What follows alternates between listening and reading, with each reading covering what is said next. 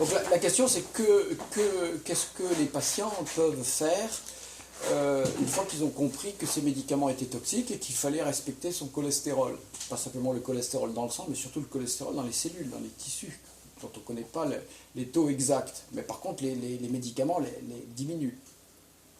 Je dirais à ces personnes qu'il faut aller en parler avec son médecin traitant, il faut essayer d'aller le convaincre que ces médicaments, maintenant, on a suffisamment de données scientifiques pour dire qu'ils ne servent à rien et qu'ils sont toxiques même si on n'a pas de symptômes, c'est ça qui est très important, même si on n'a pas de symptômes évidents, ils sont toxiques.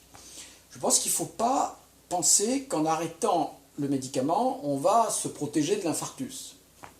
On voit de plus en plus maintenant d'infarctus, d'accident vasculaire cérébral chez des gens qui sont sous statine. Donc si on arrête la statine, on aura quand même son infarctus ou son accident vasculaire cérébral. Donc ce qui est très important de discuter avec son médecin, c'est une fois qu'on a arrêté le médicament, qu'est-ce qu'on fait pour vraiment se protéger? On a écrit des livres pour expliquer, prévenir l'infarctus, prévenir l'accident vasculaire cérébral. Il ne faut pas aussi, ça c'est une autre difficulté, que les patients pensent que parce qu'on arrête la statine ou un autre médicament anticholestérol, on arrête les autres médicaments que le médecin traitant a prescrits et qui eux peuvent être très utiles. Je pense notamment aux médicaments anticoagulants ou antiplaquettaires.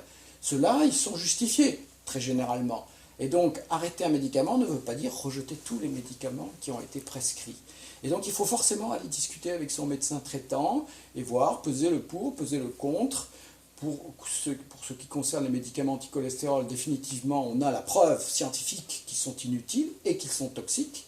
Mais pour les autres, il faut discuter avec son médecin traitant. Et surtout, il faut organiser vraiment la prévention des récidives ou des premiers infarctus, premiers accidents vasculaires cérébraux sur des bases scientifiques réelles.